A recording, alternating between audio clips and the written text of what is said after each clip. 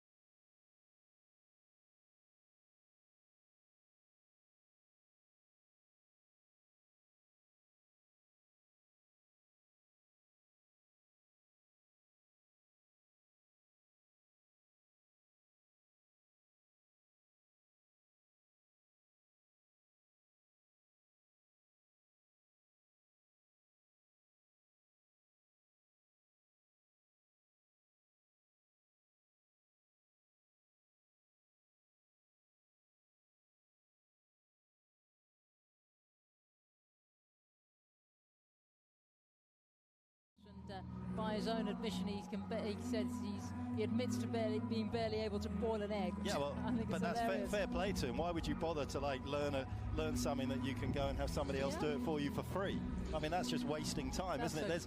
There's more things in life to do now for him. He can go and learn a new trade. 31 years of age, been out on the tour a very long time, still loving his tennis, still having a lot of success. I would love to perform well in front of this home crowd.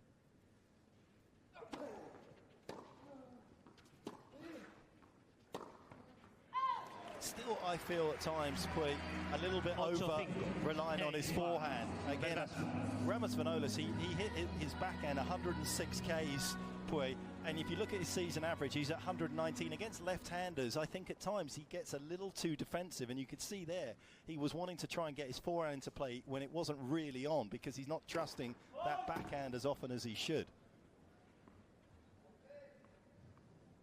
Getting a missed first serve.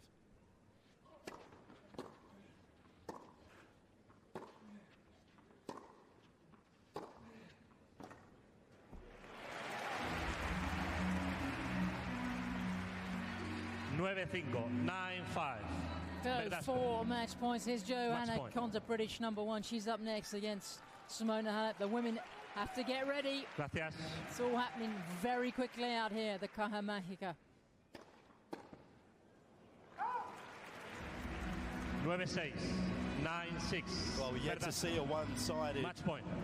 Tiebreak 10s tonight, but this is the closest thing we've had. But will there be a little turnaround here by the Frenchman? What's he got up his sleeve? This is tennis with your finger on the fast-forward button, isn't it? It's great. Tennis needs a little shake-up. This is a good one. Yeah, delighting the home fans, but Verdasco through to play Dimitrov in the last 4. 10 points to 6.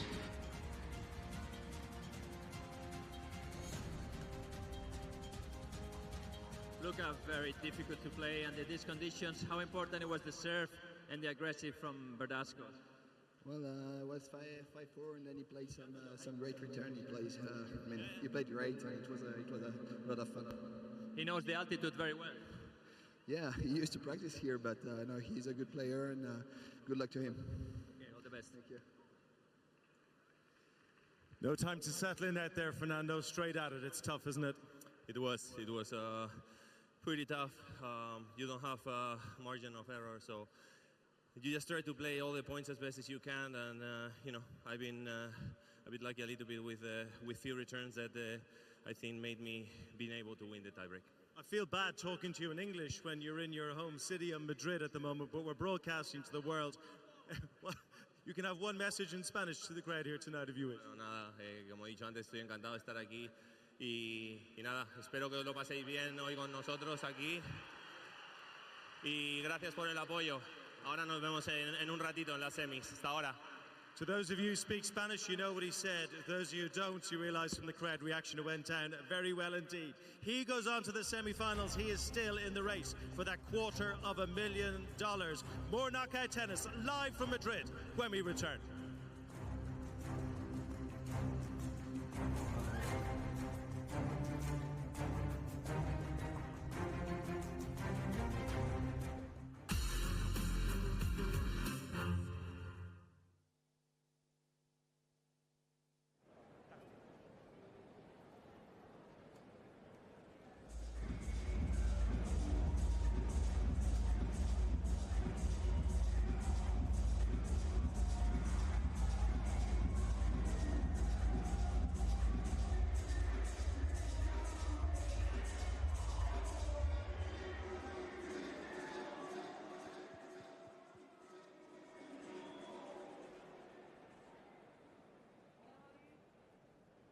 Hola Madrid, ¿cómo estáis?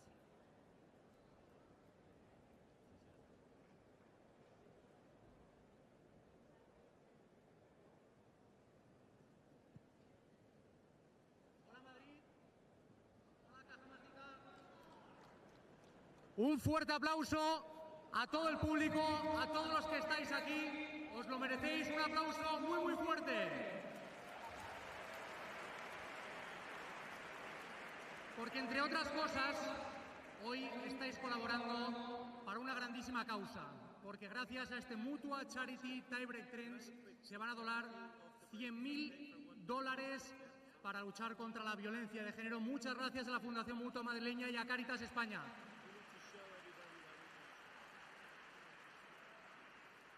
Os pido otro aplauso muy fuerte, creo que se lo merece. Vaya speaker de lujo que tenemos hoy, Alex Correia. Un fuerte aplauso. Bueno, gracias Antonio. Cuando hago las entrevistas en inglés es porque va para todo el mundo, no es que les pregunte a los chicos en inglés porque quiera. Me encantaría hacerlo en español, pero bueno, eso lo haremos más tarde. Y os pido otro aplauso, un aplauso muy fuerte para Carlos Jim, vaya pedazo de DJ que tenemos hoy aquí en la Caja Mágica. Grande. Alex. Y para ti, Antonio. La gente se lo está pasando muy bien, se están divirtiendo mucho porque estamos viendo un formato espectacular de tenis. Sí. La verdad es que todos están muy nerviosos porque es muy difícil jugar con este formato. Sabéis que tienen que jugar agresivos, pero tampoco pueden cometer muchos errores no forzados porque si no pierden el tiebreak en 2 o 3 minutos. Así que todos están bastante tensos, lógico, y como veis tienen unas bicicletas aquí para entrar en calor, para que cuando entren en pista pues ya puedan tener un poquito más los músculos más calientes y que sobre todo no se lesionen, que es lo importante. Ya tenemos 2 semifinales espectaculares, Radvanska Kuznetsova y Dimitrov Verdasco. Sí, son los que mejor se han adaptado, han jugado muy igualados, pero creo que al final han sido los que más han sabido jugar en estas circunstancias y yo creo que a medida que pase la tarde-noche todavía van a jugar mejor. Bueno, pues para todo el público, recordamos, se está jugando cuartos de final, semifinales y final, así que a disfrutar de este Mutua Charity Tiebreak Tennis contra la violencia de género. ¡Vamos!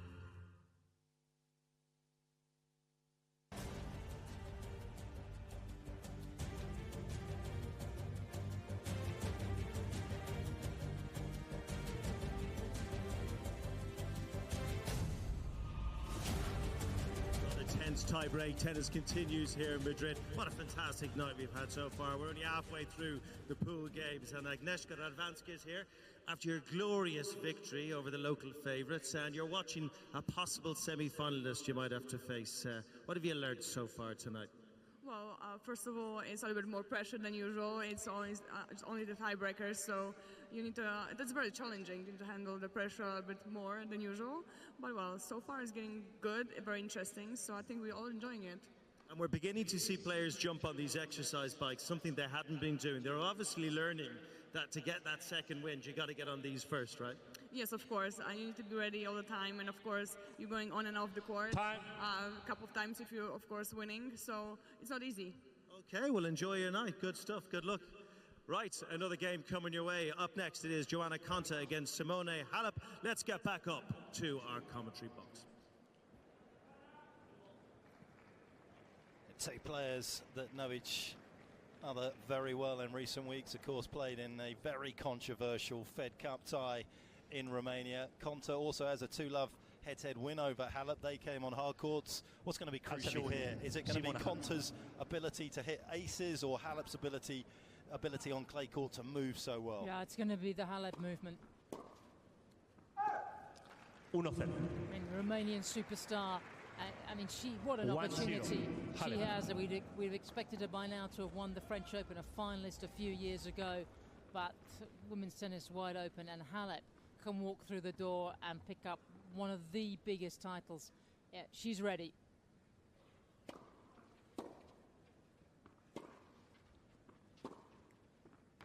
Well, you can see a game of inches already.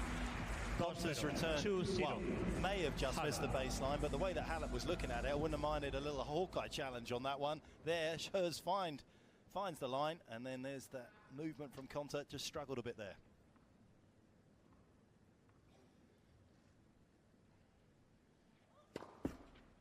Very conservative serving at the moment from Konta early on here. Again, tough to get out of the blocks quickly.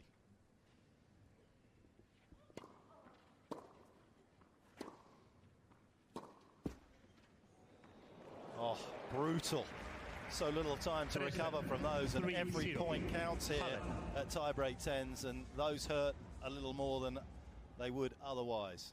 Konta, the world #7, having the time of her life on tour right now, everything going right, but a very methodical player.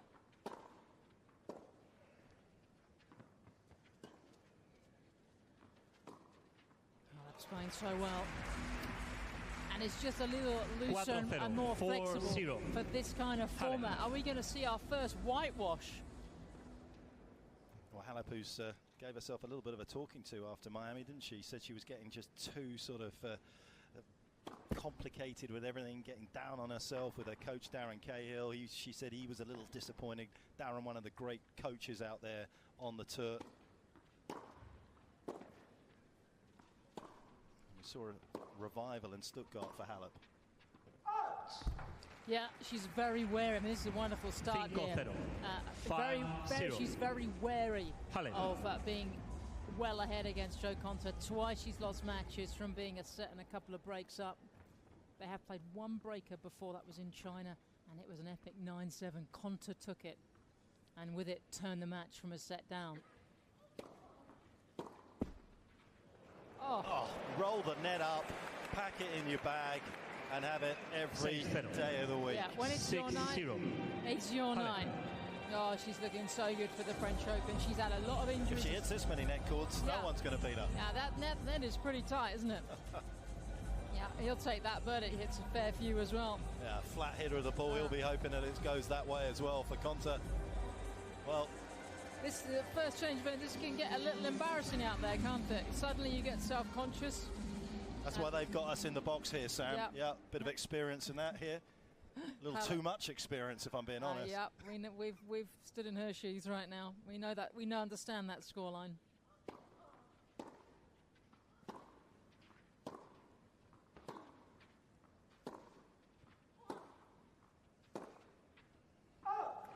Loves to set, Conta, doesn't she? Loves to set on the ball, and that's not always the best way on the clay. But nice smile for her. That's pride restored. Yeah, that's a great reaction, isn't it? But just look at Halep with these silky skills, hit and move. You haven't got a choice in Romania to learn how to play on clay. They've only got 3 hard courts in the whole country. Ooh.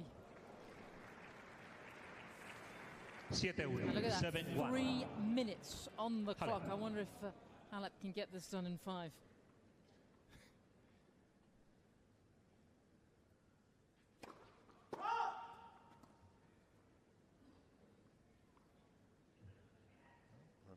Once she roll off 9 straight points in that win over Muguruza. Let's. Second service.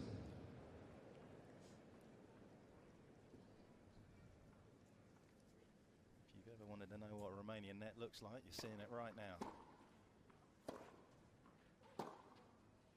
Yeah, well, Conta's pressing, and that's the thing about 8-1. tennis in general, but particularly in a short format like this. If you get behind, the pressure to make something happen just increases exponentially, and well, it's getting away from the Brit here. Jack Sock getting ready for his one against the verdict. Big hitting forehands coming your way very soon. Yeah, trying to extend the rally, trying to get a foothold here. Looks 8-2. all too late. 8-2. Halep. For Britain's Gianna Conta on a worse surface. That also adds a little spice on this scoreline.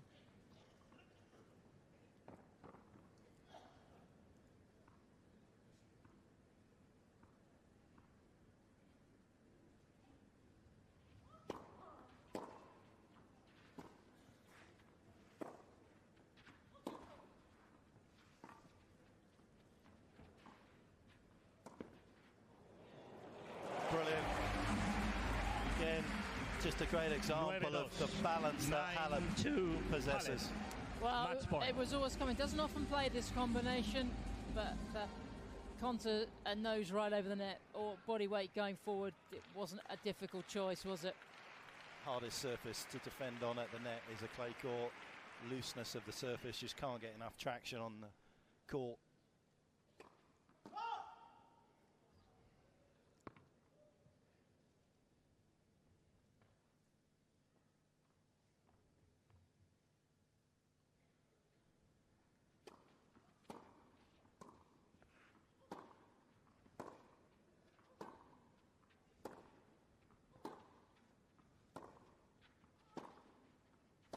It's better from Conta.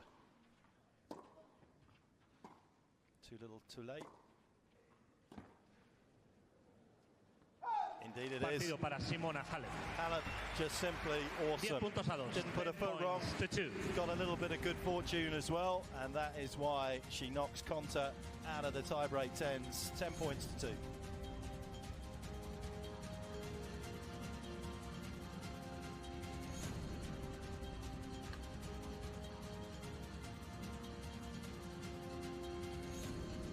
Well, Joe, it's tough out there. You've no time to settle in. You've no time to put your shape on the game, do you? No, not at all. It's really got to get going straight away, and Simona definitely did that better than I. But you have seen some big fight backs tonight. You thought maybe if you just stay in the game, it might come to you. Was that the plan? 100%. I mean, it's not over until the very end, obviously, and I tried my best, but she was too good.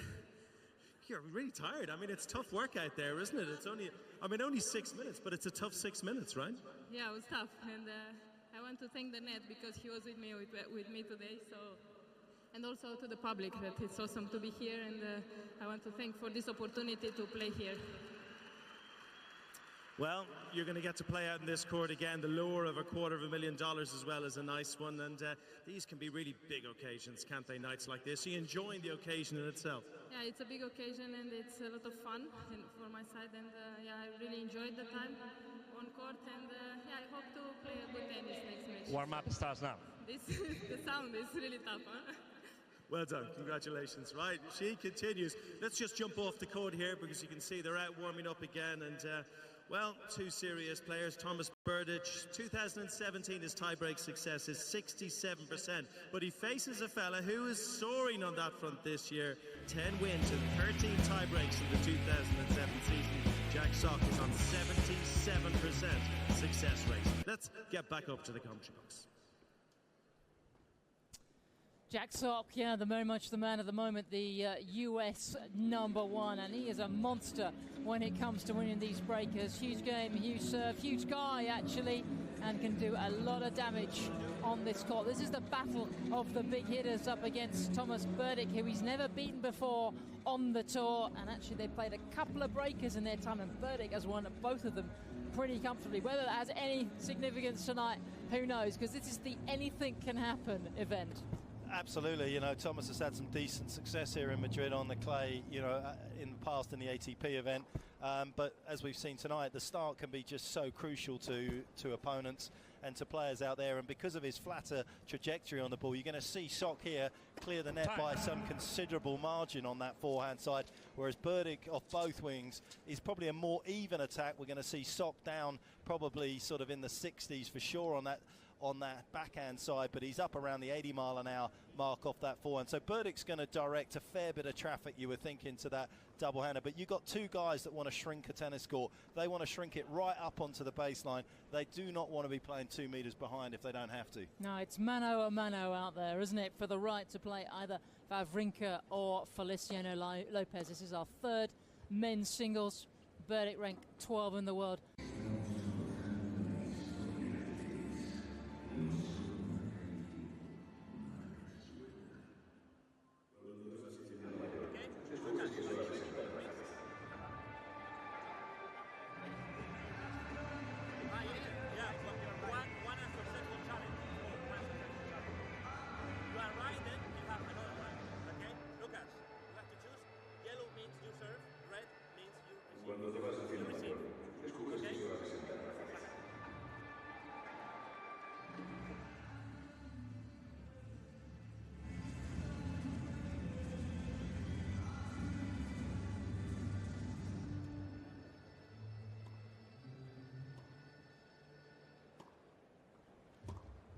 Warm-up starts now.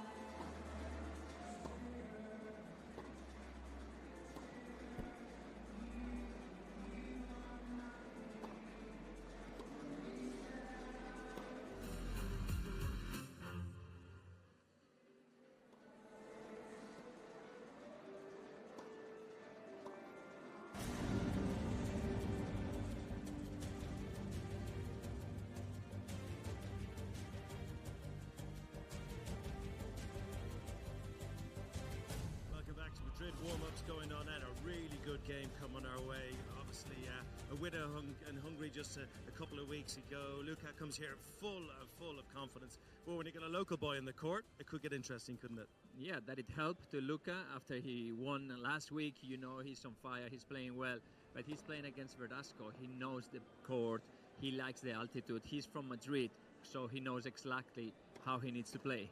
Can I just talk to you just behind us? All the players sitting around here and over there, they're chatting a bit. Obviously, Maria Sharapova back on the scene again. What have the dynamics been like tonight so far? Well, it's totally different than a regular tournament. Usually you don't talk to your opponents before the match.